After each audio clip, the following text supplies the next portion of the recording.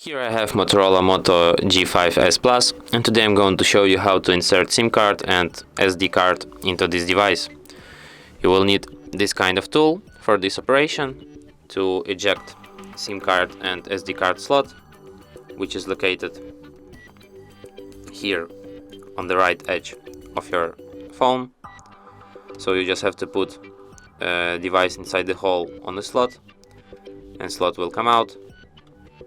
And here you have to put your SD card, and here you have to put your SIM card, and then put it back into your device like this. And as you can see, it requires PIN code to unlock my phone, which is the proof that SIM card is read. And as you can see, there's also a notification that SD card detected, which is the proof that SD card is also read. And that's it. Thanks for watching. If you find this tutorial useful, don't forget to hit that like button and subscribe to our channel.